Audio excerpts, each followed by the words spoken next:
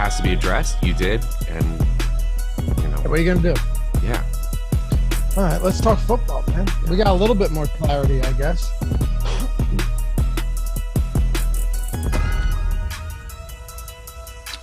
Yo, what's going on, everybody? Welcome to the Stokastic.com NFL Strategy Show presented by PrizePicks. This is no typical run-of-the-mill strategy show. This is Week 18 Marathon Matchups Edition, closing out the regular season. But fret not, we will be here with you throughout the postseason as well. I'm Dave Loughran, Laffy_D on the Twitters, LOUGHY_D. Joining me for the 18th time this season, Matt Savoca at Draftaholic. And I will say, Matt, we got a little bit lucky here, just given that we've got the Sunday night game and 2 Saturdays. We came into this last week expecting that it would be a 16-game slate. And those are just kind of brutal to break down. Yeah, absolutely. The minute you get over 13, it's incredibly tough. And can I just take a moment to say, for those of you who haven't seen me or me and Laffy at this point, Happy New Year. How's it going? We got amazing news after the Monday Night Football tragedy in the moments leading up to this. And I'm just so profoundly grateful that you all are here, listening, watching, wherever you are. And to you, Laffy and Mike, behind the virtual glass as well. So thrilled, yes, that we have a slightly smaller slate. Even more excited that we get to talk ball. We get to do this every single week. And let's win some money while we're at it. Let's do it. Let's talk some football. We got 13 games. We're going to run through all of these. Some of them more appealing than others. Might not be a big week for Colts stacks or Sam Howell leading the charge in Washington, but we'll talk about all of them and we'll get to the good stuff. Appreciate you guys being here. Hit that thumbs up if you haven't done so yet. Helps us greatly. Otherwise, we wouldn't ask. Subscribe to the channel. Leave a comment down below if you're listening after we're live here. Try and read and respond. At the minimum, read all of them. And of course, if you're listening in podcast form, rating, review, subscribe to the pod, all that stuff. Preferably nice ones, but do what you see fit. I get it. Not everyone feels like being nice every day. Not everyone likes us. That's all right. But, that's okay. Yeah, but if you're listening, all of that stuff. Even if you're just listening, that's cool too. Tell your friends about the show. We're going to be headed strong into the postseason. Got a big wild card week upon us coming up too. So all of that good stuff we'll get into. But first, we got to break down 13 games for Week 18. And we started off with Tampa and Atlanta. So the Bucs are 4-point dogs. 7.5 points is where it opened because it looked like with nothing to play for, they're locked into the 4 seed here. There's no mobility as far as seeding goes for the Bucs. They literally cannot move.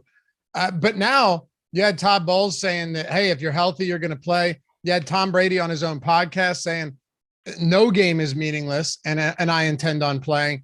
My perception here is a little bit nuanced because I could see these guys playing in the first half and then not play the second half. I actually bet Tampa money line in the first half because it's plus 146. But from a DFS perspective, I do think we have to at least tread carefully when looking at these guys. But Matt, they're coming off the best half of the season. Forget about that first half against Dallas, right? Where Fournette just ran the ball down their throats in week 1. This is the best half from the aerial attack that we have seen all season by far from the Tampa Bay Bucs to close out that week 17 win against Carolina. 100% agree. And I'm almost at the point where, and I don't know if this is like a tinfoil hat version of myself, but is the whole regular season just preseason for Tom Brady at this point? Like, if he just turns it on in the second half of week 17, can he probably just turn it on for the rest of the postseason? That's a hot take. That's a hot take. Okay, that's a hot take, but I don't think it's impossible. Look, Vegas has them at under an 18-point implied team total this week against a bad Atlanta defense. I think that's not giving them enough credit for the true ceiling that they displayed once again last week when their season was on the line. Have they been incredibly consistently inconsistent this season with Brady at the helm? Absolutely, but you're still talking about a defense in Atlanta who's 15th in adjusted fantasy points allowed to the wide receiver position and 22nd against the running back. If Fournette or White even gets a majority of these touches, there's a good chance they're finding the end zone here. If you're asking us where our projections are pointing us in the Bucs skill position players, it's pretty obviously Chris Godwin. Every single other main player has a projection below their salary-based expectation. I mean, how much do really it all boils down to how much do you expect these guys to play? Right. I think there's a scenario where White is the one where they want to see what he can do and what they can rely on him with heading into the postseason. They kind of know what to expect with Leonard Fournette.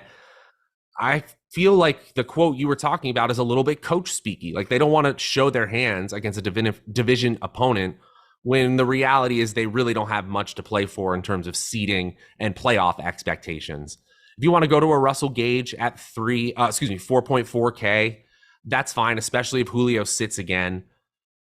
If you want low salary access to this offense, you can go for a 3K Kate Otten.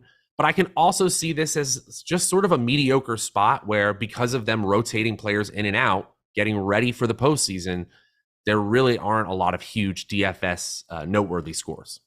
So let me tell you why I think this could be a one half and done thing. I explain. So when Todd Bowles was asked about it, he just flat out said no. First of all, if they were gonna rest the guys, then he says we can get better at a lot of things. So right now I'm planning on playing them. We'll see as the week goes forward, but we can get better at a lot of things that we need to work on, and we don't need to take our foot off the gas. Now it gets even more interesting. Right now, everyone needs to plan on playing. And then he says, and I quote, injuries are going, this is where you're like, okay, it really sounds like he's going to play these guys at least a little bit. Injuries are going to happen. Probably don't. Oh, okay. In this, noting that players probably don't need to be playing if they're concerned about getting hurt. And then, I quote, it's football. You can't play 16 games and then worry about the 17th. You can't play 3 preseason games in a 16-game and practice every day and say you may get hurt in the 17th. You can't get hurt the first week. You can get hurt the first week. You can get hurt in training camp. If you worry about that, you're probably going to get hurt. Here we go. Ready? We signed up to play football and coach football. That's what we're going to do. Everyone that loves football, that loves to play, will play the game. But then when they asked him if he'd pull his starters early, he says, it's possible. Like I said, it's early in the week. We haven't made any decisions yet. I haven't talked about it. Everything is on the table. That sounds like they're playing a half to me, if I had to guess. Yeah, it sounds like everything up to those last few sentences is a canned response that you've got ready at some point in the season if you're a coach. Yeah. So, look, I still think that the Bucs are going to be rational about what their playoff odds and what they need in the weeks to follow here at some point. They just need to see what the middle and the bottom end of their roster looks like so they know what their playoff roster should be. That is the goal if you're actually being a rational coach for the Buccaneers this week. Atlanta's interesting to me, though, because, if Tampa does come into this one and goes easy on a lot of guys, particularly the defensive line, Tyler Algier has seen a lot of work lately. He has become the clear back, particularly on the ground, ahead of Cordero Patterson. Now, he even had a game recently where he had a bunch of targets. Now, they split snaps for the most part, but Tyler Algier's workload has been pretty significant. And Atlanta is the type of team with Desmond Ridder under center that they're just using him to facilitate the run game, to hand off, and then once in a while you throw a ball that's probably incomplete. Tyler Algier is still 5,600, though. Pretty interesting in a spot where they're 4-point favorites at home. Yeah, he's right now at a can't get away from him spot when you compare projections to salary-based expectations. Just inside the top 20 in terms of salary ranking, we've got him inside the top 5 running backs. Obviously, that has to do with some projecting of the game script. We just went over that here. But Tampa Bay is league average, 12th against the running back position in adjusted fantasy points allowed. And just like you said, Tyler Algier continues to see more and more work. Now, over the last 6 weeks, the expected fantasy points for Patterson and for Algier, their opportunity value almost exactly equal. But I'm seeing the same trends you are, as are our projections. We actually have Patterson inside the top 20 running backs as well. You're not going to play both of them, but I think as a super contrarian sub 5% owned player, Patterson even makes sense, especially when you talk about the game narratives having a larger range of outcomes here because of the way the Bucs might play this. Yeah, I agree. It certainly could be the case. There's no doubt. I don't want to play both of them just because the touchdown equity here, I don't think is enough to get you there. But in the passing game, there's not a lot here. There hasn't been much here since we've seen Desmond Ridder take over. Matter of fact, there hasn't been much here all season long, even before the IR. Pitts wasn't exactly lighting the world on fire. But at the same time, Drake London has a 35% target share in this offense in the 3 games that Ritter has started. Look, that's the key number there. The opportunity will be there, but will it actually happen? Like, will the catches actually happen?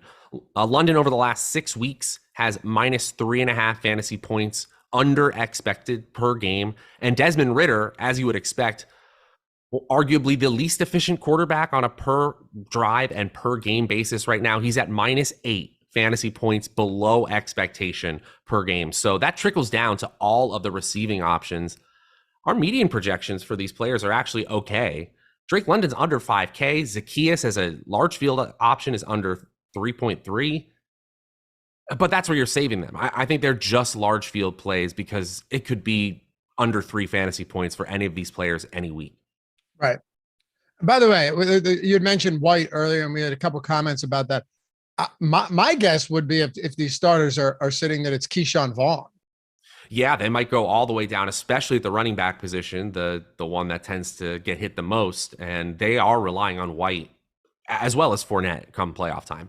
Yeah. Mitchell, do you guys actually think Atlanta will do well? Buck's probably going to load the box. Look, maybe not. I mean, they're not the most ferocious offense by any stretch, but at the same time, they've done well against other teams who know that they're going to run the football. Like, Atlanta's game plan is not sneaky. You know, they're not sneaking up on you with 30 rushing attempts. You know what it's going to be. So yeah. And no, Ritter does not pay. He's a 3rd round rookie. You're just hoping that Algier gets enough carries to pay it off. I don't love him this week. I just think he's once again in play because whenever you're getting a mid 5K guy with 20, potential 20 plus touches as a 4-point home favorite against maybe starters for half, maybe backups for half of the game or more, then it's viable. But that's all I have for this one. I don't have anything else for Atlanta. Yeah, I think 2 last things to add is Atlanta would not be in this favorable of a spot via Vegas at home if they didn't think Tampa was planning on resting players. Yeah. Like I said, it did open at 7.5 and dropped to 4. So there's some suggestion there that it won't be no starters for Tampa. Okay, that's fair. I think that's bringing all of the range of outcomes of this game into the equation. The way to beat Tampa would be to pass. Not saying Atlanta's able to do it. Assuming Buffalo plays this Sunday, and it appears that they will. When Ben and I did the show Tuesday and then Wednesday, I did it with Neil. We did not have, no DraftKings, FanDuel, MG, none of these books had either the Bengals and the Ravens or the Patriots and the Bills lines posted. So now they do. Patriots 7-point dogs on the road, 42.5 point total. I think Jacoby Myers is fine. He's going to see a lot of work. I'll tell you who I actually think, and then get your take on this. I actually think the best play for New England this week is Hunter Henry. Jonnu Smith did not play last week. Hunter Henry played 100% of snaps, 100%. He was on the field for every snap, and he ran a route on all 36 dropbacks. So every time Mac Jones dropped back, Hunter Henry ran a route. That is fascinating to me at his price. Is he exciting? No, not saying that he is. But you're getting a guy that, assuming Jonnu Smith is out, and he did not practice yesterday. We'll see about practice participation today. We're doing this on a Thursday. Assuming he's out again, and when you're out, isn't it a concussion? I think it's a concussion. If you're not practicing midweek with a concussion, your chances of playing are generally not great. Yeah, concussion. I think I'll take 100% of snaps and routes on every single drop back at 3,300 from Hunter Henry in a game where they might have to resort to the pass. Bingo. Right there at the end, we talk about the implied totals of this game, kind of leading us to what kind of game script the team that isn't favored for more points, the underdog, is going to have to be forced into. And I think that's exactly what's going to happen here. New England, who would prefer to run or keep it to the short area passing game to players like Ramondre Stevenson, might be forced to go all the way to the tight end position. I think when you just look at that type of opportunity value, assuming Jonnu Smith sits, Hunter Henry makes a lot of sense. I think he may end up being more popular than the 4% expected ownership we have right now. I think all of these players, especially the ones who are sub 5% ownership, make for really, really interesting tournament plays because you could go to these Bills players who, once again, now that this game is on the board, have roughly a 24.5, 25 point implied team total. If the Bills are going to score like that, then somebody on the Patriots is going to have a decent performance in order to keep the pace. I would even go to the rookie Thornton. Of course, Myers is the most popular at 11%, but still just 11%. This is definitely a place where you can get contrarian, and there are going to be run back options that get eventually popular by Sunday. For sure. Look, the fact that Damian Harris played, almost matched the amount of snaps that Stevenson was on the field for last week is kind of concerning, right? I mean, they also had the lead throughout that game as well. Stevenson had 8 carries. He was targeted 4 times. Damian Harris saw 9 carries, was targeted 3 times. If we're working our way back to a split in this backfield, then Stevenson is well overpriced right now. That's definitely true. And look, the fact that this team doesn't get to the goal line very often really affects them from an opportunity value standpoint. Over the last 6 weeks, these 2 players, Harris and Stevenson, have combined, just in the games that they've played, have combined for just 16.5 expected fantasy points. They don't even combine into the Austin Eckler, Christian McCaffrey opportunity value. So when you're saying you're going to split the 2, you got to get lucky in the touchdown department. What do you like from Buffalo here? Pretty tough matchup. They made pretty quick work of this Patriots team last time out. I feel like that was a lot of the run game, wasn't it? I don't remember, but I feel like they did a lot on the ground in that game. Could look that up there, and you have to add in the fact that it's the first time on the field since all that's happened with Monday Night Football, and we don't need to go too far into that because it's unquantifiable. No, please do, because I think what you're about to say is really important from the fact that because there's going to be the one narrative of these guys are fired up, but then everyone forgets about like these guys just went through a really traumatizing experience less than a week ago. Which one wins out? Who the hell knows? Okay, I think that's definitely it's already swirling around the media sphere. I'm seeing it in chat every day that I do a show. And so ultimately, I think we have to boil things down to facts. And why do I always talk about salary-based expectations? Because I want to start with what's quantifiable here. And I actually buy a little bit of both sides of the narrative. I think both things could end up being true. And when we have that kind of range of outcomes, that randomness, and we don't know which one we're really going to see, I want to rely on things like expected fantasy points, adjusted fantasy points allowed, and of course, the tools and projections at Stokastic. And ultimately, I'm looking at skill position players who, beyond Stephon Diggs, look like they're priced at or below their salary-based expectations against a really tough defense in New England. Yes, there are ceiling performances available for teams that are implied for 24.5 to 25 points, but outside of Diggs, I think it gets real tough. Singletary was on my list, but even he, the reason is because he's at 3%, and I still don't think he gives up the backfield entirely to James Cook as much as they want Cook to be a thing down the stretch here at the end of the season. Yeah. Like Loyalty says, the Bills will play with pride and honor and will definitely win that game. You have zero idea that that's the case. It's just the truth. How does that affect what? It doesn't. Do I have? I don't want to be callous in this situation, but how do I adjust projections? And it's not callous. How do I change the way that the range of outcomes should display when we simulate the game or the season? You can't. Yeah, that's how I can't. Yeah, and we just don't know. You have no idea. You have no idea. We're not inside these guys' heads. We don't know. Anyway, maybe you're right, Loyalty. Maybe you're wrong. Maybe they just win because they're the better team and they're a great team. Like what about that? And that's the truth. Like Josh Allen is still number 1 at the quarterback position in expected fantasy points, and he's scoring more than expected, meaning he's scoring more than his opportunity value gives him. You can say all you want about him being inconsistent or turnover prone near the goal line. He gets that team to the goal line so often that it increases the upside of both him as a rusher and passer and the rest of his skill position players. I think 12% expected ownership for him is highly rational, even if right now in our boom bust tool, it looks like a negative leverage score. It's just slightly negative. Yeah. And they're also playing for a 1 seed, depending on what happens with the resolution of that Bengals and Bills game. Larry asked if we had looked at the incentives, saying that there isn't much on the main slate. Yeah, I've looked at all of them. there's nothing great this year, to be completely honest with you. And the ones that are decent, like Gerald Everett, I don't look into that all that much. I don't put too much weight in that because the Chargers still need to win that game, right? So it's not like one of these. They need to win that game so they can face either Jacksonville or the Titans in round one and avoid some of the juggernauts in the AFC. Like, are they going to go out of their way to get Everett 5 if it's a competitive game against the Broncos defense that is a Broncos defense that is uniquely equipped to play against the second pass heaviest team in the league? You know, like that's the thing. This Broncos defense, they're only 3-point dogs. They gave them trouble earlier this year, took them to overtime when the wheels had fallen off. So like Gerald Everett, and then Justin Jefferson, the receiving record. I don't even count that. It's 17 games. So maybe they do, sure, but he needs almost 200 yards to break Calvin Johnson's record. It wouldn't be done in a 16-game season. Like Justin Fields needs 64 yards or 67, whatever it is, to break the single season rushing record for a quarterback, Matt.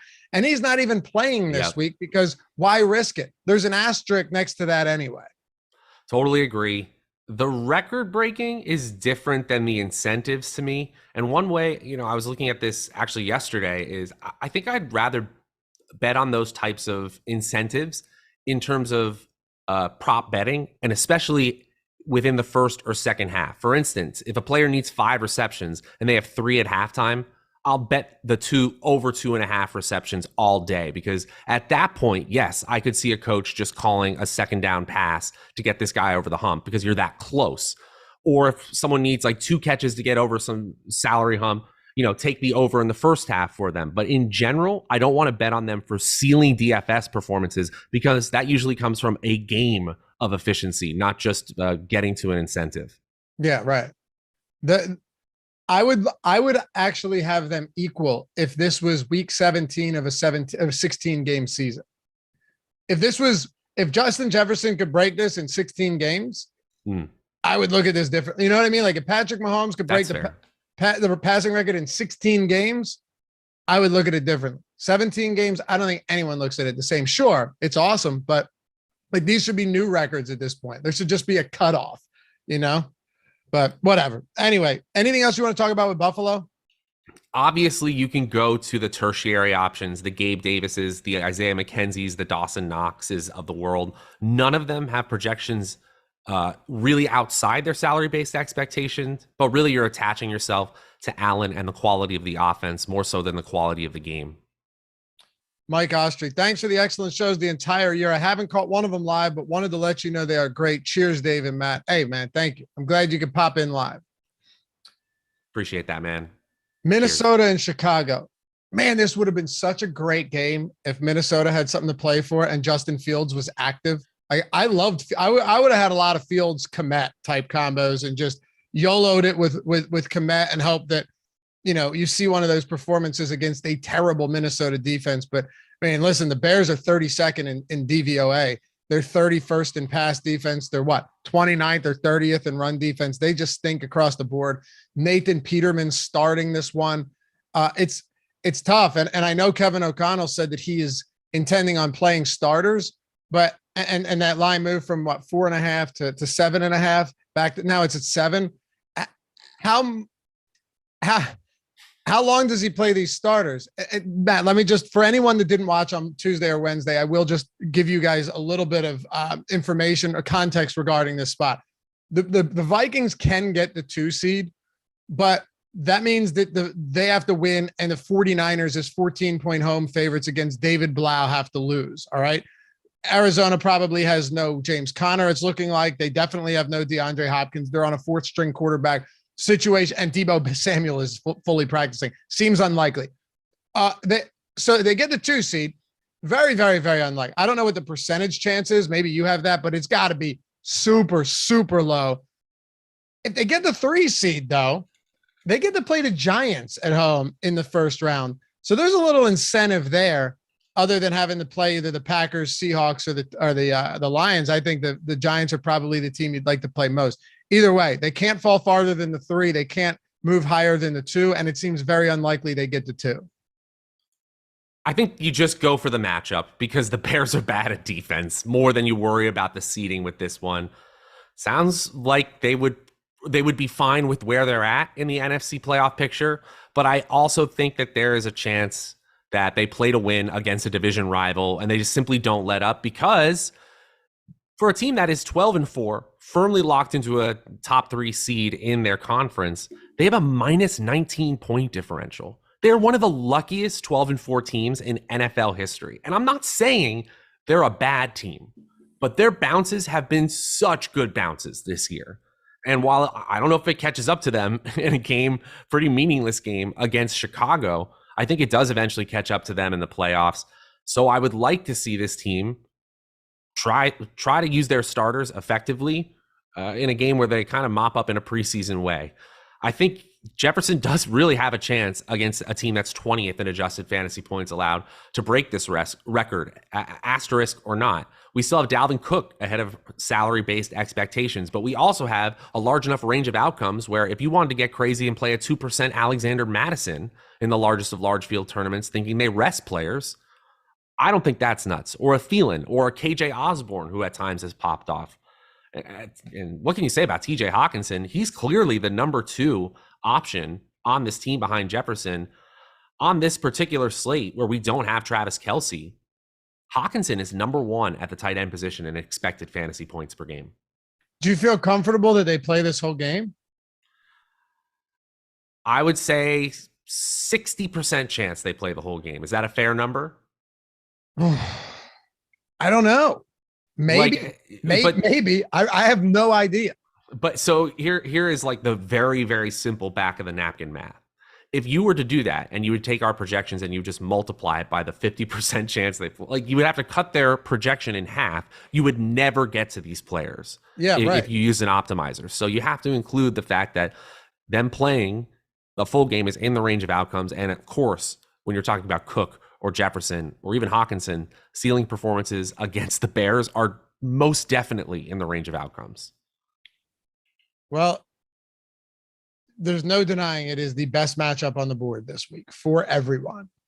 And I'm saying it right now, let's just hope it's not Alexander Madison that has the monster game, because that is in the range of outcomes as well. At least I said it, right? So we can go back and clip it. Yeah. It is. But if you really like these guys and you assume that they're going to play this game, then Jefferson, Hawkinson, Dalvin Cook, the stack, everything is not just viable, but let's put it this way. If this was not in question, if this was not at all in question, the regular game against the Bears, kind of current iteration of each team right now, the Vikings are going to be the highest owned team on the week. Yeah, exactly. Being number 3 in the top stack probability and top stack rating would be, dare I say, conservative if that were the case. Yeah. Yeah. That's how good of a spot this is. The Chicago defense, there's nothing left at all. And I don't really think you can play anything from Chicago this week unless you want to try getting the David Montgomery, but with Khalil Herbert back in action, does David Montgomery's price point make sense? I don't think so. And this is another team where even if you add up the opportunity value of their top 2 running backs in Montgomery and Herbert, since Herbert came back into the fold, it adds up to 14.5 expected fantasy points, like a mid-tier RB2. So you have to run so hot in the touchdown department or the efficiency department with Nathan Peterman leading your drives. Look, I realize we live in the timeline where Jarrett Stidham went absolutely off on the San Francisco 49ers, but I just don't see this happening. Even against a pretty mediocre Minnesota defense, I don't think Peterman's able to exploit it. Yeah. Samurai said, I don't see Minnesota playing starters past the first half, especially if the Niners get a big lead early. No, Niners play on the 4:00 slate, so we won't know. Niners play at 4:25. Vikings play in the afternoon, so they won't know any results of that game. Baltimore and Cincinnati.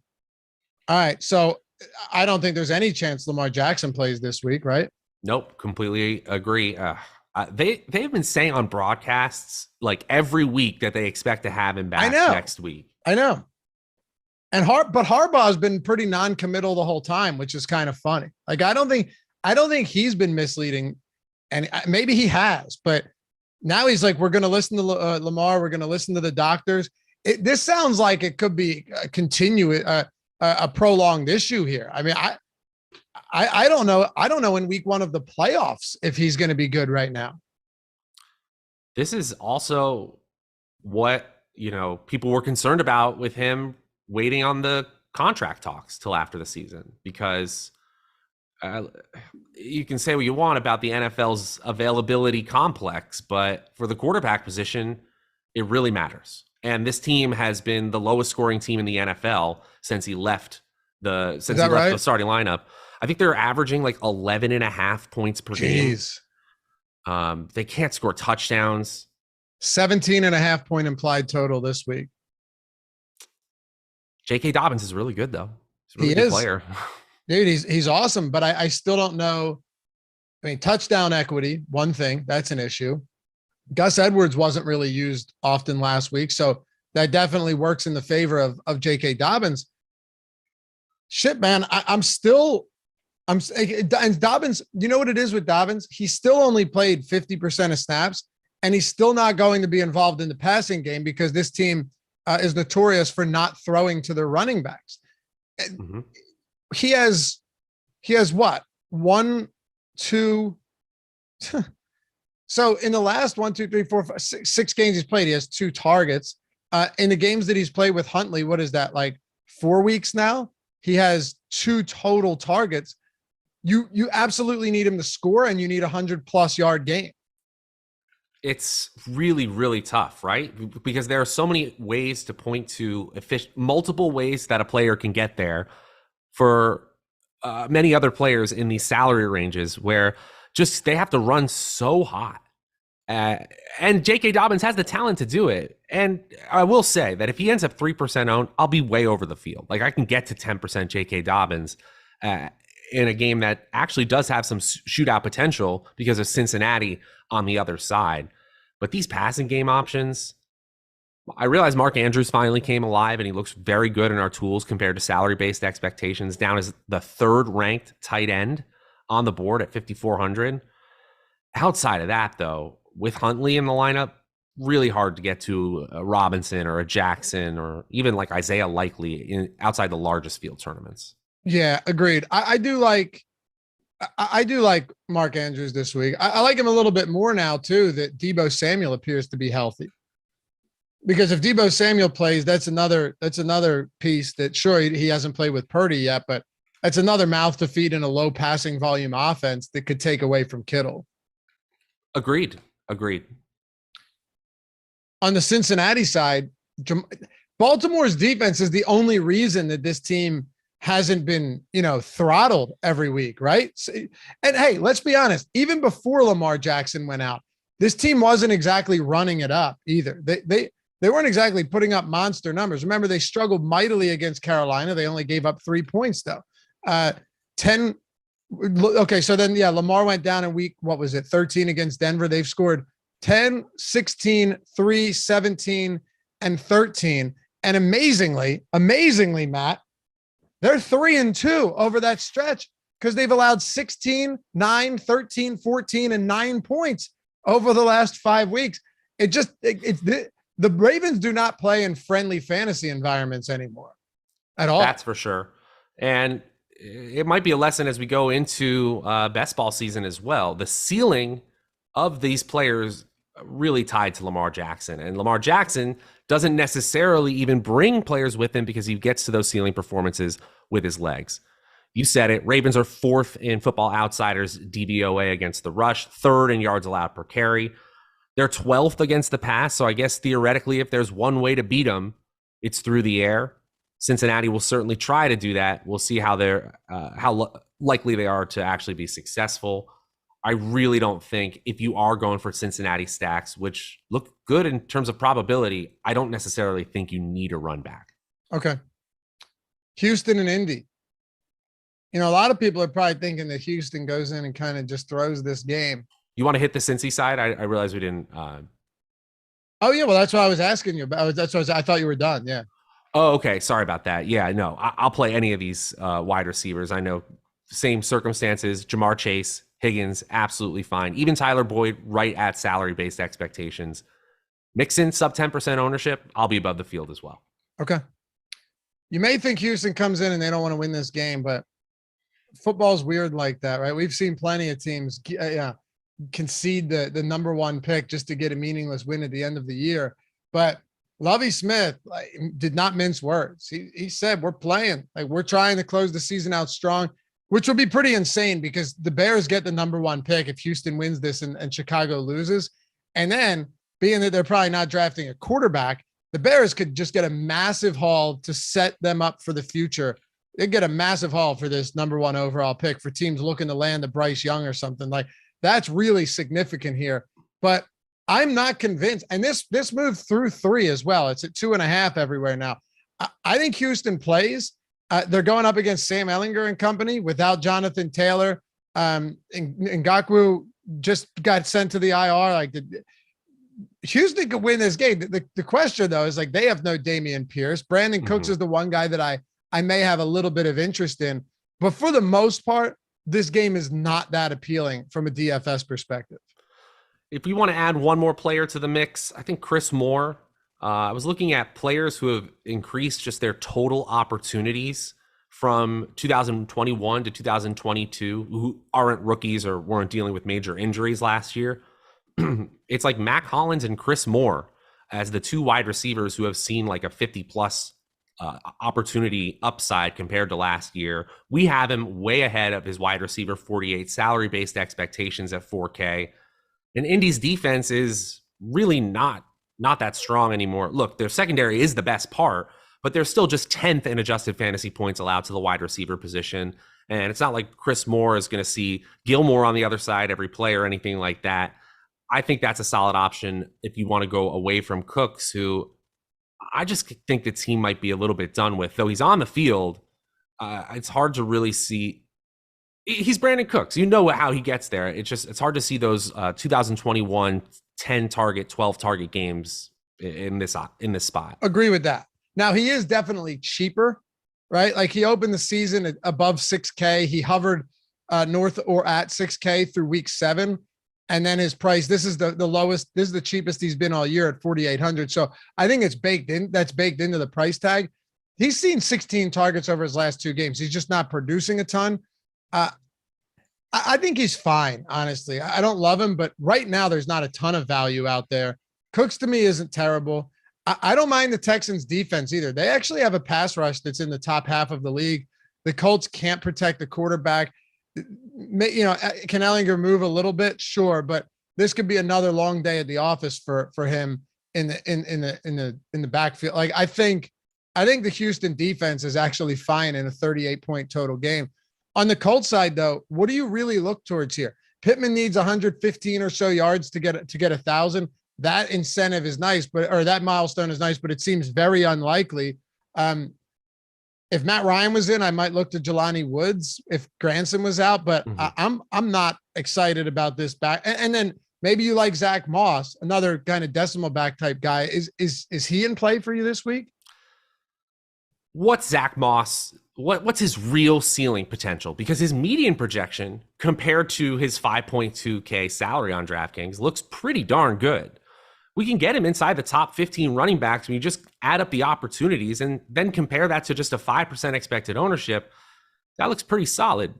I still think you reserve him for cash games or multiplier contests instead of large field tournaments where you really need more than, the 15 or 16 points that I feel like is his true ceiling with Ehlinger at the helm. He can obviously run hot in the touchdown department.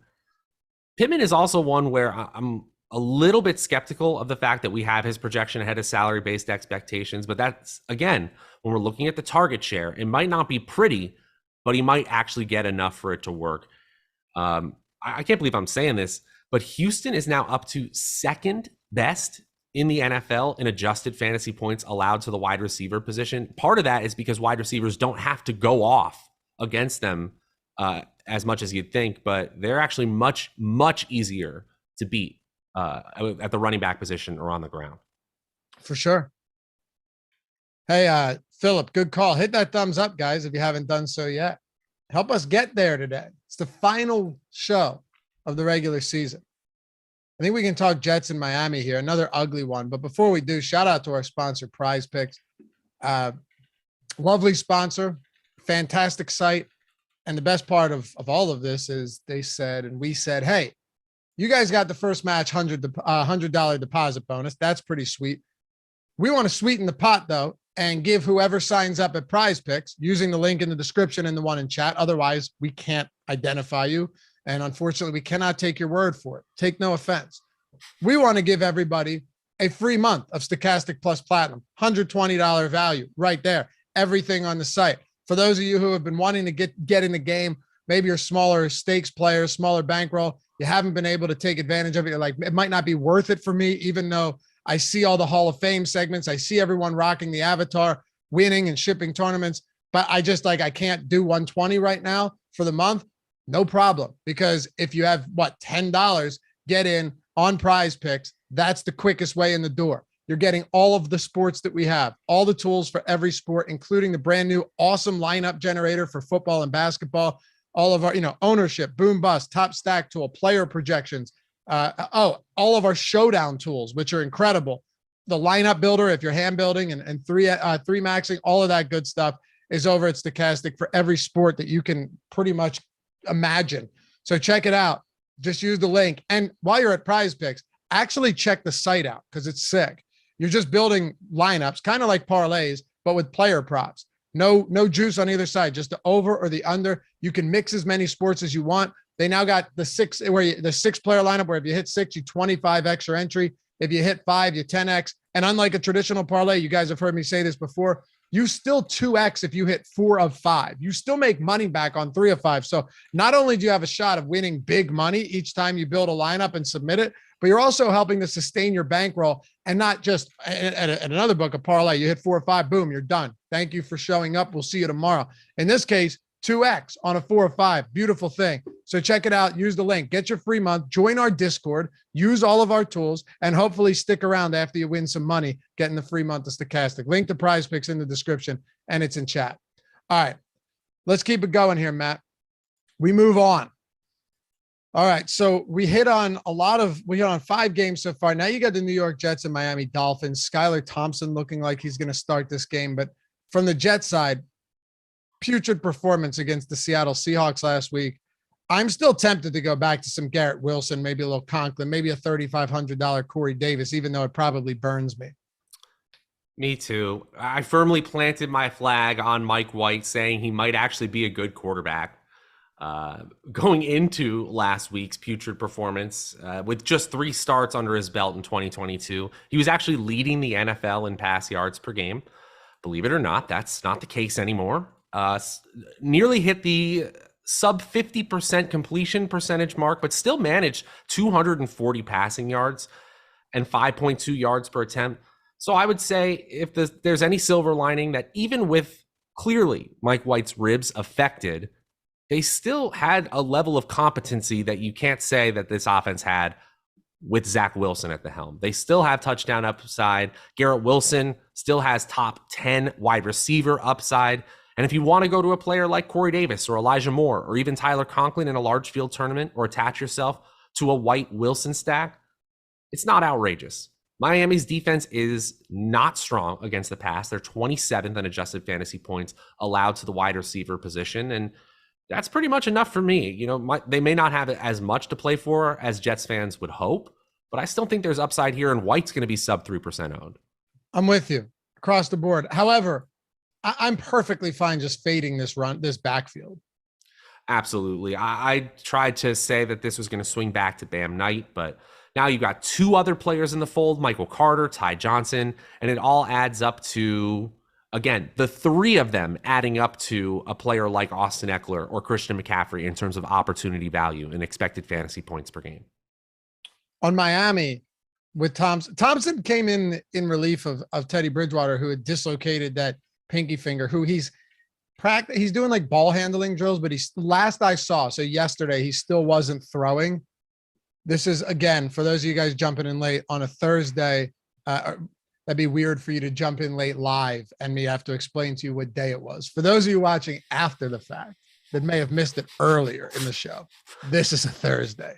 But yeah, it's probably Skylar Thompson. I don't want the backfield here. I'm cool passing on Mostert and Wilson. Jets run defense completely imploded last week, which was crazy. I want to hear your thoughts on the pass catchers here, but check this out. I was doing the betting video yesterday, just going over some stuff, and I'm just looking and I go, oh my God, the Miami Dolphins and the New York Jets heading into week 13 were 8-3 and 7-4 respectively, right? Since that point, they have their record is a combined 0-10 since that point, where both of them were set up nicely to get into the playoffs pretty comfortably if they just won like 2 more games. And they have both lost 5 straight games, 0-10 combined at in the cellar of that AFC. What is it? AFC East. It's pretty crazy, right? That's nuts. That's crazy variance. And I do actually think both of these teams are slightly above average teams. Yeah, they're fine. Yeah, I do actually think they're pretty good. And there was some rumors going around that Mike McDaniel's already on the hot seat for Miami. That sounds silly. I don't agree with that. I think you keep the continuity there. But you could also argue that this week, with the injuries they're dealing with, Mike Glennon might actually give them the best chance to win. And that's a sad place to be when you have Jalen Waddle, Tyreek Hill. We know he can see over the offensive line. I do think that he'll be able to crane his neck over the line and see what he needs to see. I do. He's not allowed to play at Jerry, though. It just hits the top too much. Oh, gosh, poor Mike Glennon. But no, seriously, it's a situation where if you have great receivers, they could go off. They both have fantasy points over expected on a per game basis, as you would expect. But with Thompson, with Glennon, against the number 1 defense in adjusted fantasy points allowed to the wide receiver position, the Jets defense is damn good, and they are 2.6K. That is going to be extremely popular. Right now, we have them at 7%. I think that'll be higher than that come Sunday. I agree completely. Maybe Houston ends up being a good pivot. What do we have the Texans at? Let me see. 3%. Yeah. That would be fine as a pivot. The Jets defense and the 49ers defense are good plays on paper. They are very good plays. Yeah, they are. Yeah, Houston at 3%, Jets at 7%. Makes for a pretty interesting spot here. I think we got to talk Carolina and New Orleans. Here's an actual meaningless game on both sides. We only have, let's see, on this slate, I believe this is the only one. I actually think this is the only game. No, I'm sorry. Houston and Indy as well. But that kind of has draft pick implications. But Carolina, and so does this to an extent, but you know what I mean? Like number 1 overall pick. We don't have a lot of matchups where there's just nothing to play for. Tampa and Atlanta is one, but that goes far beyond anything. That's like do they play the starters? I'm talking about games where we expect the teams to play their starters because they're not in the playoffs. They're not in the hunt for the number 1 pick. So they're just going to run the season out as they normally would. There aren't a lot of those. This is one of them with Carolina and New Orleans. I liked Carolina at plus 3.5. It moved to 3, but I'm still a little hesitant to feel good about them from a fantasy standpoint. Is there anything? And yeah, Samurai, they might not just playing for jobs. He said also Steve Wilkes that team loves him there. So they're playing for Steve Wilkes on top of that. Do you like Carolina? I like Carolina in the sense that I'm rooting for them because I want that New Orleans pick to be higher up the board for Philly fans. I do think that Carolina has some rushing upside here. New Orleans has been league average against the running back position in adjusted fantasy points allowed, which is very weird to say. Team typically dominant against the run. They're still pretty good against the pass, to be honest. They're 5th in that same stat against the wide receiver position. You can play DJ Moore if you want. He's ahead of his salary-based expectations at a modest 6,100, but I don't think there's huge upside, and our top stacks tool kind of shows that. In probability, they're 17th right now in top stack rating, which combines their ownership, their salary-based expectations. They're 18th on the slate. That's highly unimpressive. This game, though, I mean, in a pool of middling totals, it actually is fairly decent, which is sad to say when it's sitting at like 42. I just think that the only thing I want part of is the running game for Carolina. And I'll take some shots on a sub 5% onto Foreman. And on the other side, maybe you're encouraged for some reason by Alvin Kamara, but this guy last week, Alvin Kamara played 65%, 58% of snaps, whatever. He had 16 carries for 73 yards and was targeted once. Now that is a huge concern, especially considering Taysom Hill was on the field for half the game and had 14 attempts. Sure, that probably aligns with how they were trying to compete against Philly and ultimately beat them, which they did. But I'm just like I'm real gun shy when it comes to Alvin Kamara right now, particularly how frequently they're willing to use Taysom Hill. He was limited at practice yesterday, but for now we just have to assume that Hill is going to play and pretty much be pretty active again. Taysom Hill is the number 2 tight end in standard scoring, which is now completely non-standard, but I digress. That's insane to me, especially with the way Kelsey has kind of faltered down the stretch compared to his usual tip-top numbers. Hill isn't going away at all at the goal line. So if you don't have receiving opportunity upside like Kamara typically has, I don't really know what you have on this offense. He hasn't had more than 5 targets in a game. He's had it one time since week 9. He had a stretch from week 6 to week 8 where he had 9, 9, and 10 targets. And since then, the most he has had is 7. And again, only been above 5 once. That's really, really concerning, especially with his route rate percent down at 54% last week. You can still play Kamara. He looks okay in our projections, but I'd rather play Olave if he's healthy, sub 5% expected ownership, and the adjusted fantasy points allowed stats for Carolina against the pass, close to dead last in the league. Yeah, I kind of wish that they didn't keep postponing his court hearing so he could have got suspended and saved me a lot of money before the season started. The change in usage, even from Jameis to Dalton, has been jarring and unexpected. It has, but yeah, I'm not high on Kamara right now. Shahid's fine. Yeah, Shahid's fine, but I think it was Ben that mentioned this on Tuesday. You need him to break one, and I think he can.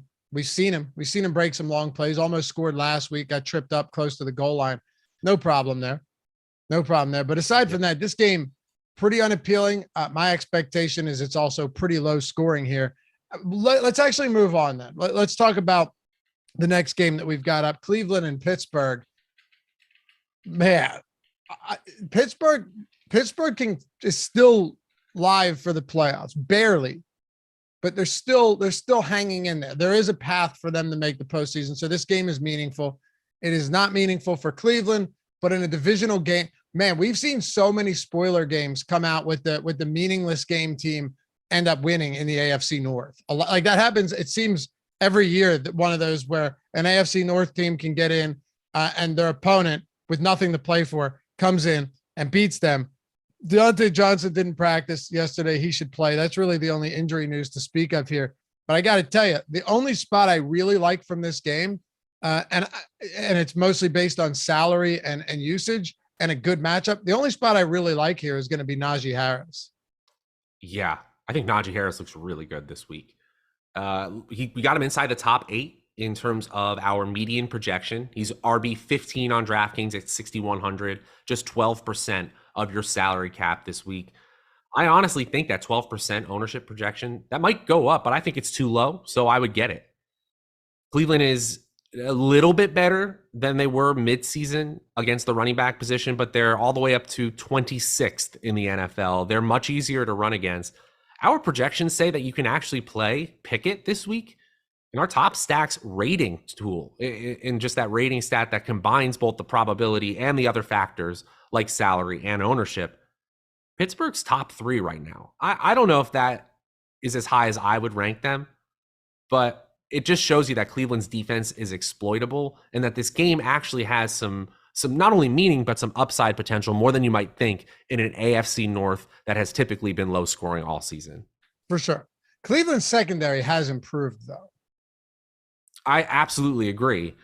It's still one of those things where when you combine the stats over the course of the season, you know what the downside is, and you know that there's upside within the offense on the other side. You're just increasing the shootout potential when you send the game over and over again. Is there upside in this passing offense for Pittsburgh? I weirdly think there is. Maybe obviously the clutch touchdown changes my opinion in prime time because the offense looked fairly anemic. But with Pickens making the circus catches he is, and possibly Deontay Johnson being available as well, neither player is going to be popular. And I do actually think that there is a little bit of upside. If they're going to be this high in our top stacks rating score, I have to take them into consideration. Yeah. Are you stacking them though? Because Pickett doesn't have a 20 fantasy point game all year. The last time he cracked 13 was like week 11. So maybe this ends up being one of my more popular secondary stacks or skinny stacks where I do something like a Najee and Deontay Johnson, or Najee and Amari Cooper on the other side, things like that, where I don't necessarily have to use the quarterbacks from this game. Okay. Do you like any pass catchers? Do you like anybody from Cleveland? It's nice to see them come alive last week. On 18 pass attempts. Right. And when you're being that efficient, you can do things like that. And when Wentz is picked off 3 times as well. He is so bad. I digress. You don't have to tell me, bro. You don't have to tell me. Cleveland's defense has kept them alive in so many games. Like, since Deshaun Watson came, Houston, all their touchdowns were defensive touchdowns. Baltimore, they held them to 3 points. Last week, you're right. The offense was efficient, but a lot of it's just been the defense. Totally agree. And you know the formula for this team.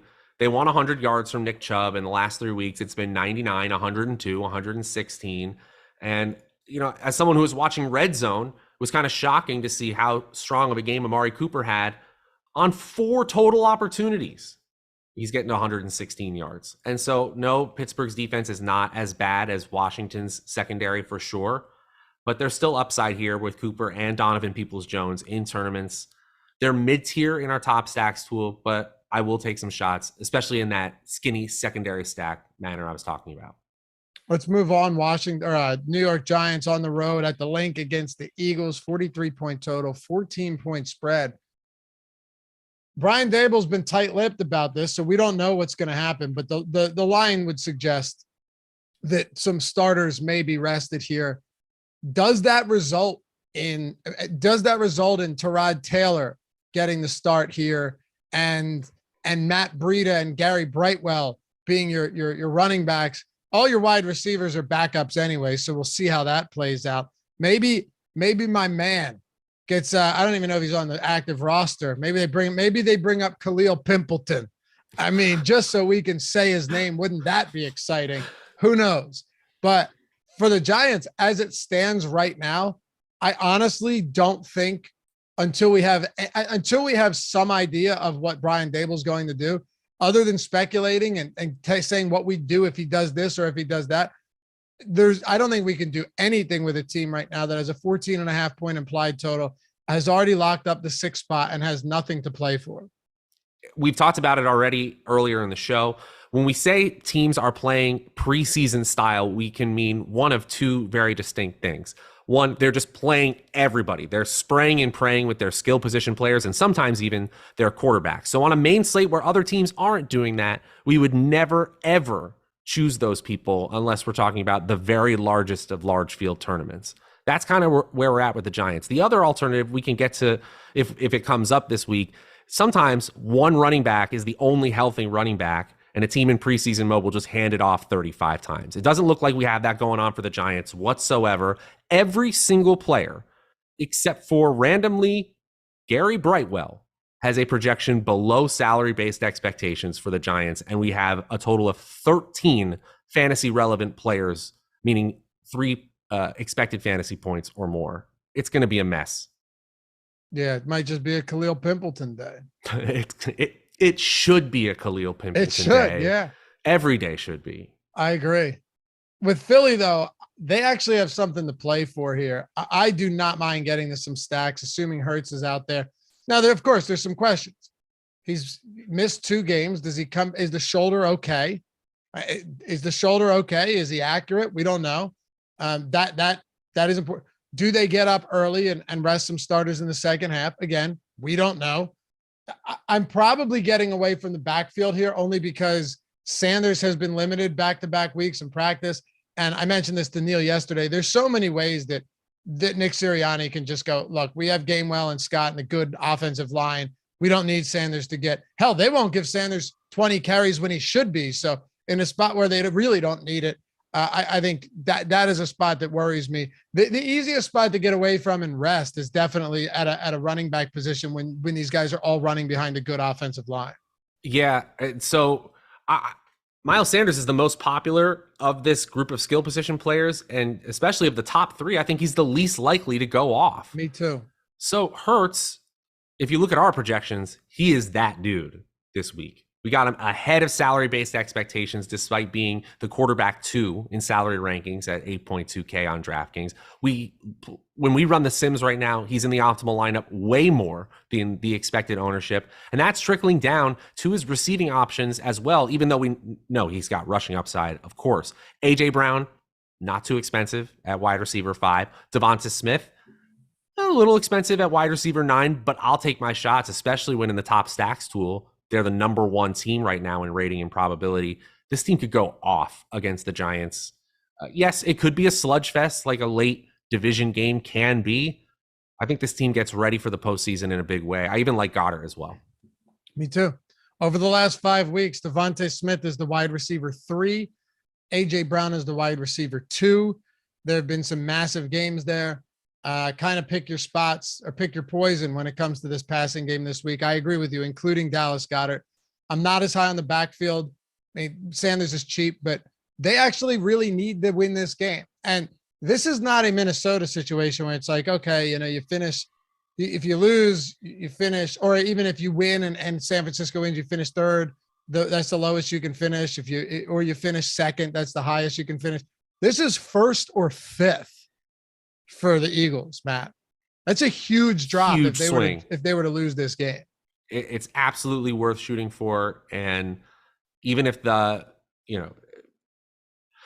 weeks leading up to this one have been off, I still think this team from a talent perspective is the number 1 team in the NFC. And if they get that top seed, I think the expectation is the Super Bowl. Favorite plays from this game? Hurts. And then honestly, it's A.J. Brown. Okay. You can take that sip now. My fault. Didn't see that coming. Dallas and Washington. Cowboys 7-point favorites. This one moved even further once the announcement that Sam Howell will be starting came out. Not only that, though, and by the way, everyone's saying Eagles are going to run up the score quick and shut their starters down. They might. Or they do it in 3 quarters, and that's all you need. You never know. Or they play out the whole, you just don't know. And that's why I'm trying to provide some nuance to this, because you don't like, yeah, okay, that's the assumption. That's what we think is going to happen. They were also 7.5-point favorites last week against the New Orleans Saints, and they looked like shit.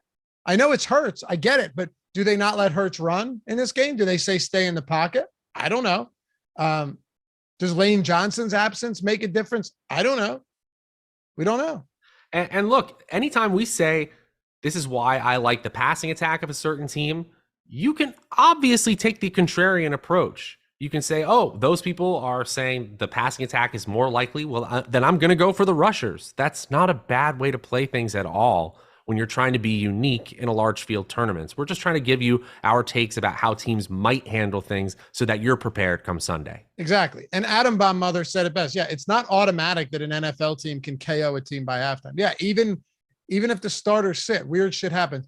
But I think we both agree, when you're running these type of risks and you intend on playing these guys and you commit to doing that, you'd at least rather do it with teams like Philly and Minnesota, where the offense, in the event that, man, they do play 3 quarters and blow them out, or they do play the whole game, where you're not doing it with a team that has a pedestrian offense to begin with. You're doing it because this offense, if they are firing on all cylinders and they do play, they're going to destroy. That's what we want. That's the risk we're willing to take. The example, I'm sure I'll have a newer one eventually, but when Le'Veon Bell joined the Chiefs for that brief moment, everyone was calling a giant Le'Veon Bell revenge game. And guess what? It never happened because Patrick Mahomes and company played just over 3 quarters and absolutely torched a very bad Jets defense. Le'Veon Bell barely saw the field. Right. Yeah, we'll see. It's going to be fun. Dallas and Washington. It looks like not only will Sam Howell be starting, but it looks like we could be without Brian Robinson and Antonio Gibson this week. Let's actually start on the Washington side just to kind of clear the mess off the table. What do you want to do with the Commanders this week? So if it weren't to be Robinson or Gibson in the lineup, then we would probably see a whole lot of Jonathan Williams. And that's the other sort of preseason narrative I was talking about, where one healthy running back ends up running out the season for a team, especially one who's starting their third stringer in Sam Howell. Classy move by Taylor Heineke to basically give Sam Howell, the chicken finger lover, to a chance to start in the league. But the upside of this offense is completely gone. I want no part of Terry McLaurin, even at sub 3% ownership.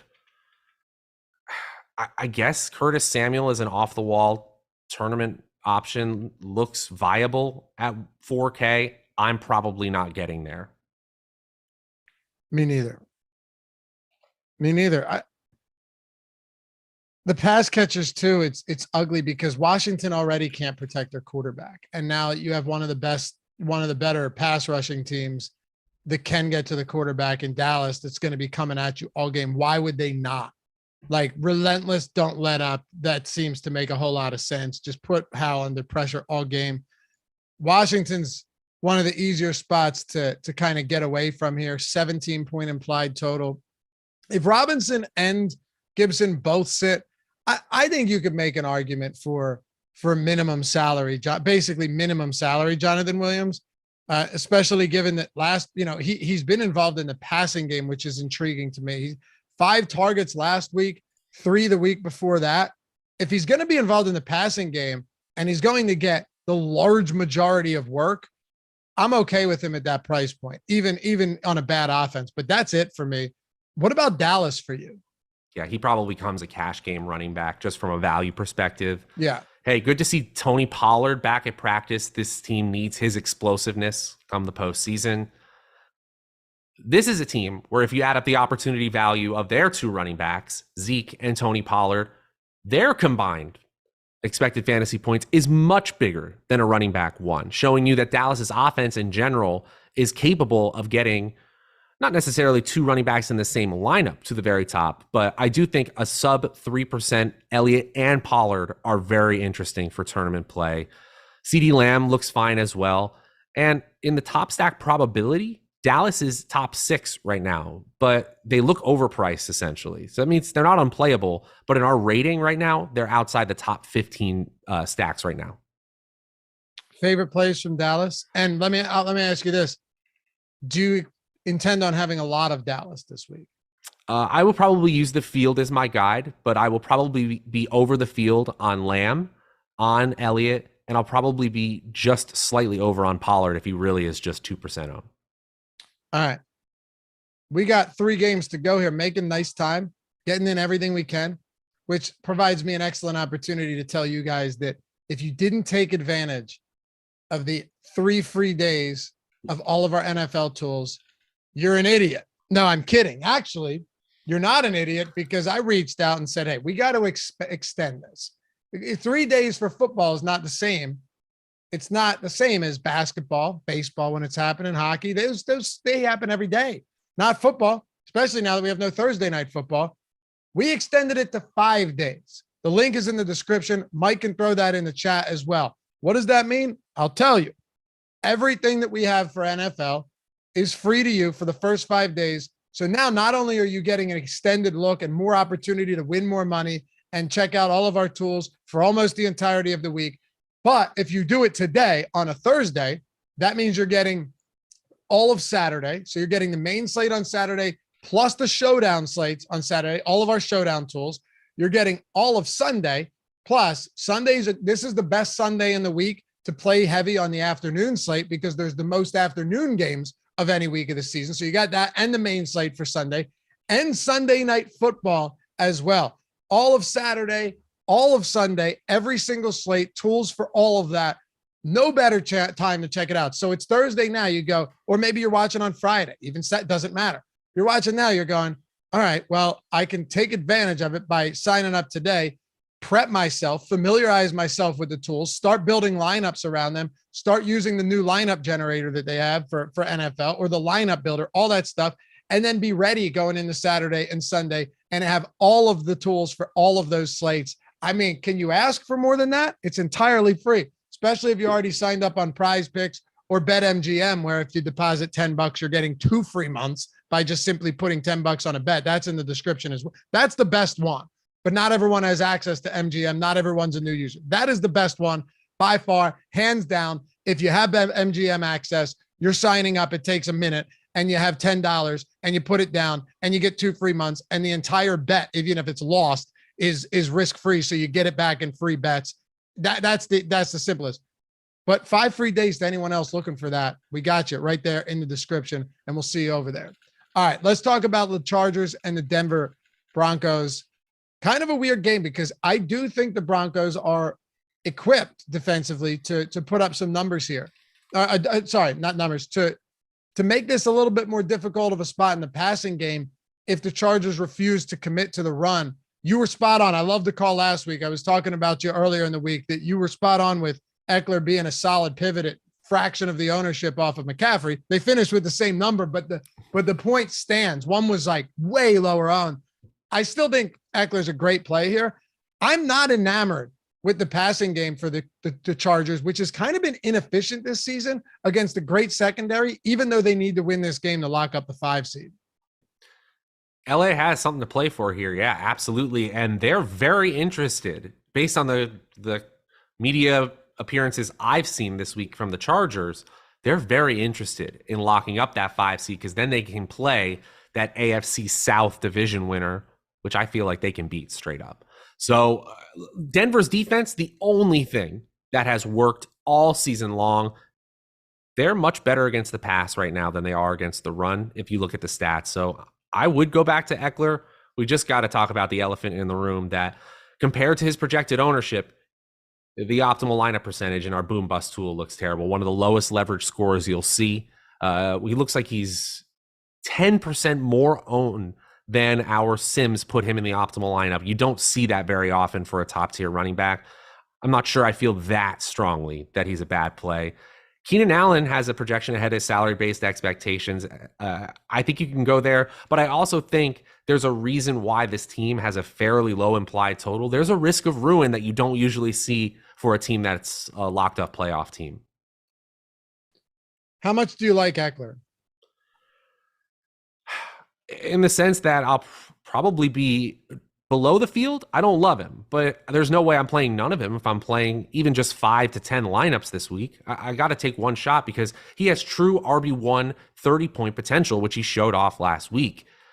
So do these passing game options, and I realize Denver's a tough defense, but I think people think that they're an unstoppable defense when in reality they're 25th in adjusted fantasy points allowed to the running back position. If you're bottom 7 in a stat defensively where most people think you're really, really good, that's one way to get contrarian. No question. They're a run funnel defense for sure.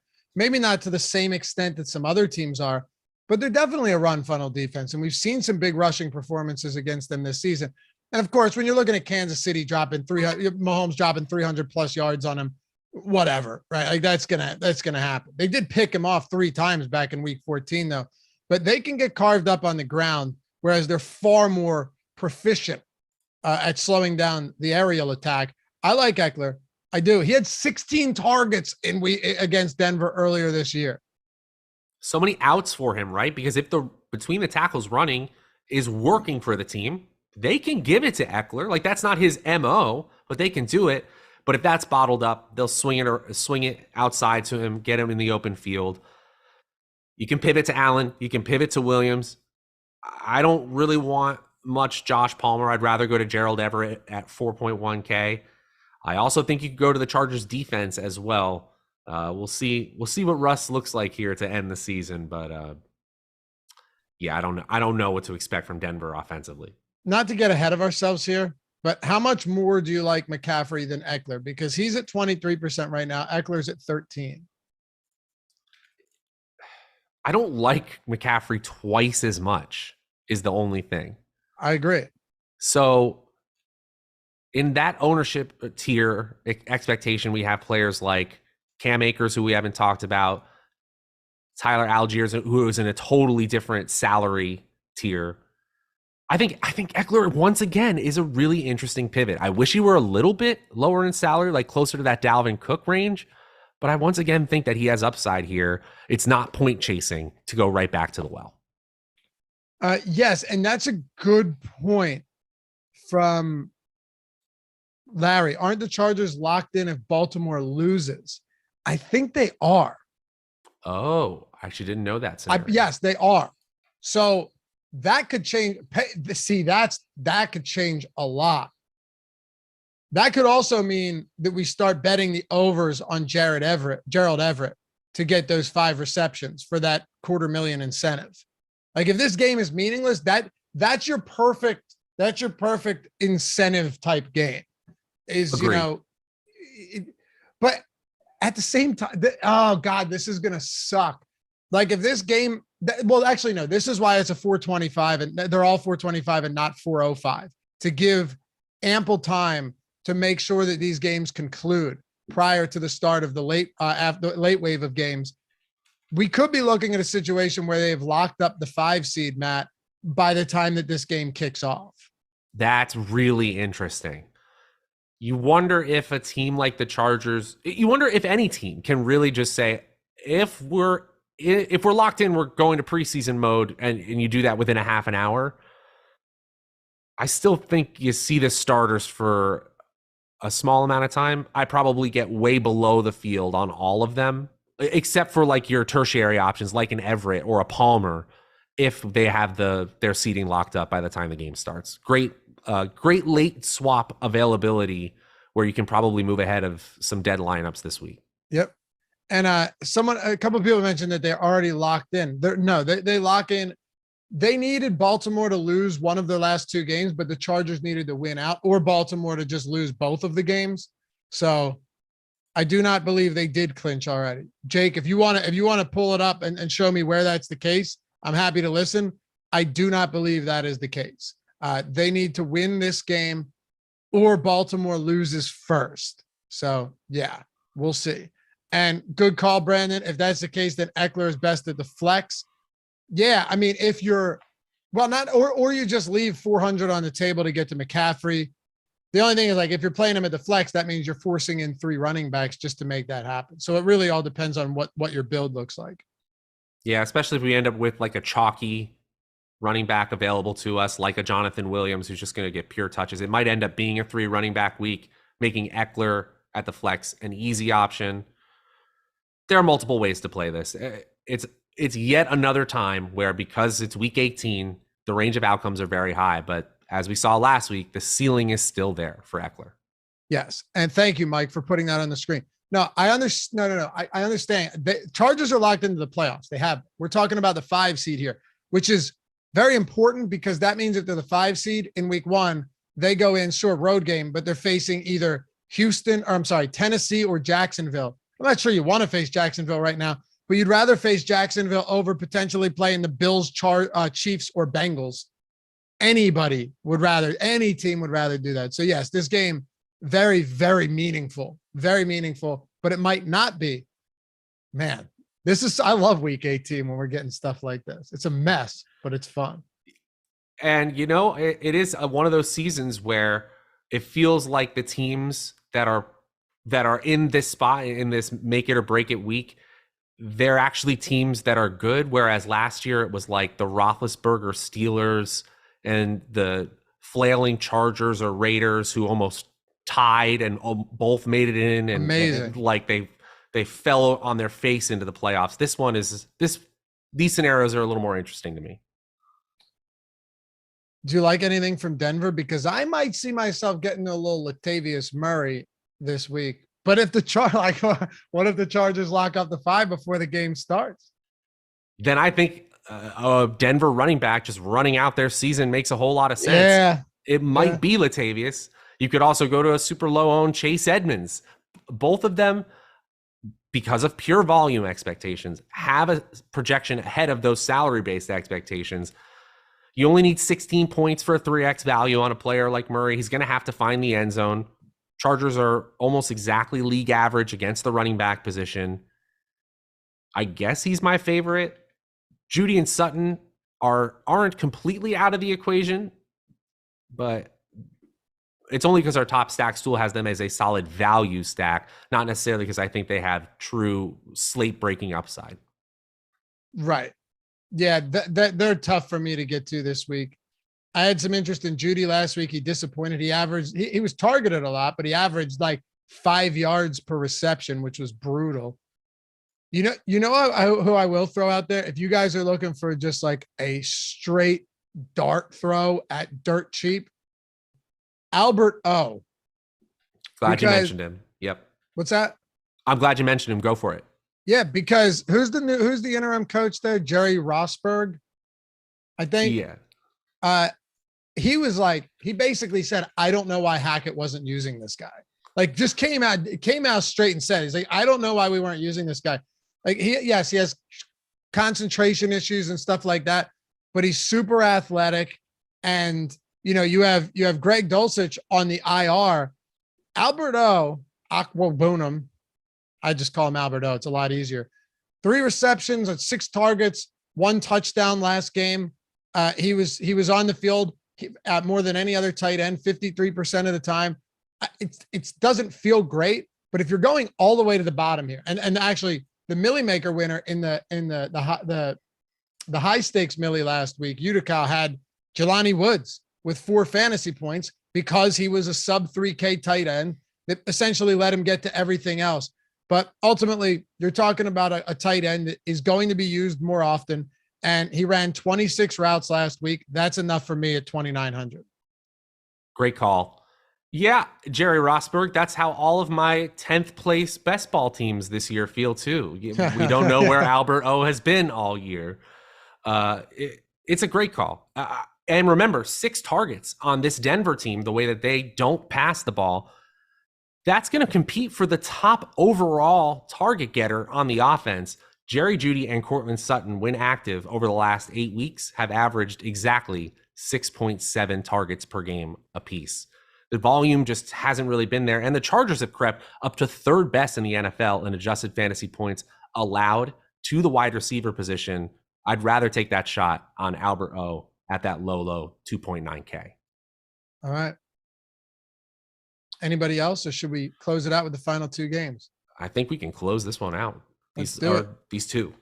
Hit that thumbs up too, guys. Almost 250 watching. I know there's a few of you out there that would like to atone for your sins in a situation like this. Wash yourself clean of that filth. All you have to do is hit that thumbs up. And if you haven't subscribed to the channel, you are dirty. So do that as well. Help us get to 100K at some point in the near future. All right. Arizona, San Francisco. Can you play anything from Arizona this week? And I'm not trying to just dismiss them entirely, but James Conner, I wouldn't be shocked if he doesn't play at all.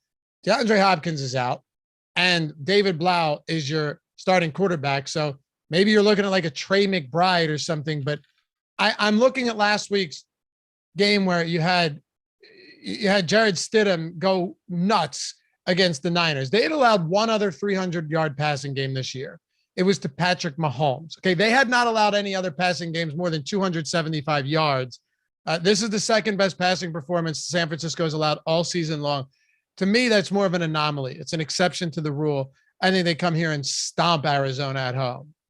I felt like every extra on It's Always Sunny in Philadelphia, just watching the game going, what is happening? Madness. With Jarrett Stidham against the San Francisco 49ers. I literally can't imagine it happening again. Right. But I couldn't imagine it happening the first time. I know. But twice, does lightning strike twice in the same place?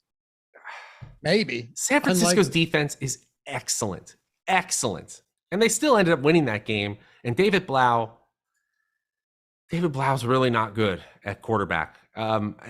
If one of these running backs ends up getting a ton of touches, like if a Corey Clement is getting 20 opportunities because Connor is sitting, yes, you can play them at 4.9K, but even that isn't that cheap. I don't know if we run the Sims come Sunday and he's in the optimal lineup that often, even if Connor sits, and then the passing. We were doing so well. We were almost there. And it happens as Matt is talking about the least enticing team in all of this slate. I'll pick this one up. San Francisco, Christian McCaffrey obviously makes a lot of sense here. Their Deebo Samuel was a full participant in practice. Matt, you just disappeared for a long time, so I had to take over. So if we are good to go, I will toss this one back over to you. And I said, fuck it, I'm not even talking about Arizona anymore. Let's talk about the Niners. Basically, the outage and what I was saying was the same thing. Sorry about that. The running back position, if it's all down to one player, you can play him in large field tournaments. So if it's like Clement getting 20 opportunities, but you're still talking about the number 2 team in adjusted fantasy points allowed to the running back position. McCaffrey's a smash. Like, we can start there, right? At 9.3K, I'm still going to be right with the field. We have him in the optimal lineup nearly 31% of the time right now. It makes sense. Just under the assumption that they play most of this game, then yeah. I don't think McCaffrey even needs to be talked about a lot. I want to know where you're at with the pass catchers, because Deebo Samuel's been a full participant. I really thought they'd hold him out to the postseason, but that doesn't appear to be the case unless they just rest him. But I don't think they will. So that means you'd have Ayuk, you'd have Samuel, you'd have McCaffrey, and then Kittle. I know a lot of people are high on Kittle, and for good reason. He's had a very solid rapport with Brock Purdy in the handful of games that he started. But Deebo's reemergence, how do you attack something like this week? I think Deebo is one of those players who, especially with the aspirations of this San Francisco team, he's a great candidate for about 10 routes, 3 to 4 opportunities, and then we'll see it in the playoffs. I still don't think we see full go Deebo Samuel until playoff time, but just to get his feet back under him is huge for this team. I still like Kittle. I still can go to Ayuk, who has a projection ahead of salary-based expectations. Kittle is still at 4 fantasy points over expected per game. Arizona continues to be bad against the tight end position. And Purdy even, we got him inside the top 7 quarterbacks and inside the top 8 in our top stacks rating score. Go with the passing game if you don't want to play McCaffrey. Add him to the passing game. I think you got a lot of upside here against a bad Cardinals defense. Over or under 24.5 pass attempts for Brock Purdy? Yeah, over. Okay. What's he been at? Like 23? What? What's he at? Oh, he's at 19 per game. I thought he was at 23. No, that can't be right. Well, that's including the game. No. So in the games that he's played, played 37, 21, 26, 22, 35. But of course, the 35 was against Las Vegas, where they needed to throw, went into overtime as well. Washington beat him up 22. Seattle beat him up 26. Tampa Bay, they smoked him. He had 21 pass attempts. So, yeah, I think game script dependent for sure. That's my only concern here. Like, is the passing volume so low in this game that he only attempts 20 passes? That might be the concern. I tweeted this out earlier this week. Brock Purdy versus Jimmy Garoppolo. Their average depth of target is within 0.1 yards per target of each other. Their yards per attempt is the exact same. Their yak per target is the exact same. Their true completion percentage, according to playerprofiler.com, within 1% of each other. And Purdy's QBR is higher than Garoppolo. Wow. Small sample, sure. But Shanahan offense, right? It is absolutely hats off to the scheme. Purdy's playing well. Give him some credit. For sure. But the scheme is, if you're just a guy level talent in the NFL, there is no other coach you want to play for. No doubt. The boy from Cali, Laffy, how about skipping some of the 1 p.m. games and play more on the 4 p.m.? You might just be funneled into that regardless, man. Like there's a lot of 1 p.m. games that you're probably just not going to get to, but I wouldn't make a concerted effort to do that. Because like we said, who knows? Maybe Baltimore loses and the Chargers are in a 4 p.m. game, but it doesn't matter. You know, a lot of these 4 p.m. games are meaningful, but there's still a lot of, there's still a lot of uncertainties swirling around them. So it's not like they're locked. It's not like we're locked in knowing everything about them either. I think that would be double counting, to be honest, because the uncertainty and the incentives or lack thereof are built into projections, guys. Right. So don't double count it. All right, let's wrap it up. Rams and Seattle Seahawks. Seahawks need this win, and then they need the Packers to lose on Sunday Night Football. Kind of sucks for the Lions are going to know their fate after this game is over anyway. So that kind of sucks to have that a Sunday night game where you already know the situation going into it. But besides the point, I think Dan Campbell's going to fire those guys up anyway. Even if they're not getting in, he's going to fire them up. No doubt. I kind of like Cam Akers this week.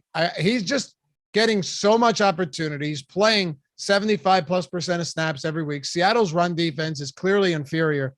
It's not great, but I don't mind Cam Akers this week. Not my favorite play, but as a mid-range option on the 4 p.m. wave, I think they come in and they try and play football here. They got nothing to play for. They don't own their own first-round pick anyway. I think they do run with Cam Akers a lot. They want to see what if they have a future with Cam Akers in a Rams uniform. And Seattle is 29th against the running back position this season. Akers is now up to a top 15 running back when you just look at his opportunity values at 3 fantasy points above expected per game over the last 6 weeks. That's top 3 at his position. He's going to be popular, so he doesn't look great in our boom bust tool, but I absolutely agree with you. I think he can get there, and it's a good matchup. Anybody else you like for the Rams? Because that's kind of where it starts and ends for me. But maybe you got some on Higbee. We actually have all of these Rams players ahead of salary-based expectations because the most expensive player is Van Jefferson at 3.9K. Now, we're not enamored with Jefferson or Atwell or Brandon Powell or even Tyler Higbee, but all of them compared to their expectations at their salary, they're all playable. And Seattle's defense, while tougher against the pass than the run, has just shown so many cracks at this point. I will admit I'm trying to get my bias out of this because I'm rooting for the Rams. I would like to see Seattle lose and that Green Bay-Detroit game mean something on Sunday night. But I do think that's really in the range of outcomes for this Rams team running out the season with an efficient Cam Akers against one of the worst run defenses in the NFL. Do you like Kenneth Walker this week? If I like Cam Akers, I'm certainly not going to play Ken Walker, but Ken Walker looks way better compared to his expectations than Akers on the other side. The Rams' run defense has gone way downhill since they lost their key player, Aaron Donald, not just a pass rusher. We got him inside the top 3 running backs right now in projection at 6,400. That's going to be a smash spot for us. Do you like the passing game? Yeah. Tyler Lockett, a little better than DK Metcalf. But if you're asking me the true ceiling potential, I think DK Metcalf at 6,700 is a really interesting play. I'm curious about what that looks like against this version of the Rams secondary. I'd play either one. Right now, this team in Seattle is top 6 in our top stacks tool. I love Kenneth Walker as well, by the way. For our FanDuel people, we'll close it out quickly with this. They've decided for some ungodly reason to include the Detroit and Green Bay game on this slate, on the main slate. So, look, we won't know what Dan Campbell's going to do, but my assumption is even if you don't have, say, even if they don't have anything to play for, no incentive, right? Like Seattle comes in and wins, which they probably should, 6.5 point favorites. I think Dan Campbell still runs the starters out there. It's just a guess. We don't know. But it's on the FanDuel slate, and that makes things interesting. Jamal Williams needs 6 yards to get 1,000, so that doesn't count as an incentive. I think it's like, who else is it? What is it? Khalif Raymond or something needs something to get somewhere. But, I mean, really, who cares about that? Probably doesn't make a difference. I would go. I think the backfield here, maybe some Jamal Williams. The other side I like quite a bit. Aaron Jones. I like Christian Watson. Aaron Rodgers, you're the one that pointed this out. Like, he doesn't have a 20 fantasy point game on FanDuel all season long, but I have no problem getting the pieces of Watson or Lazard. Of course, we're paying attention to injuries here. making sure that all of these guys are going to be healthy and on the field. But with that in mind, this could be a game that you could absolutely target. I will, if I'm playing FanDuel slate, have plenty of afternoon and this late game just because it gives me even more late swap viability. The running backs are who I like. The Lions run defense, 26th in rush DVOA and 30th in yards per carry. Packers, 32nd in rush DVOA, 29th in yards per carry. If you want to go with something like a Rodgers Watson or a Goff Amon-Ra stack, don't hate either one, but the running backs, either Williams or Swift, my preferred one, are the way I want to play this one. What about the other side?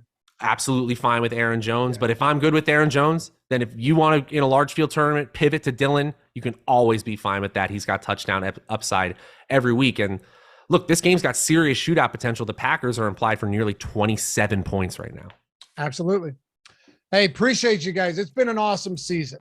It has. I think Matt would say the same. So we'll be back, though. We're not going anywhere. But this concludes the Marathon Matchup Show for Week 18 in the regular season. I hope all of you have made it through this one alive through the season. And if that is the case, refuel, restock, and we'll catch you back here for Wild Card Weekend. Peace. Much love, guys. See ya.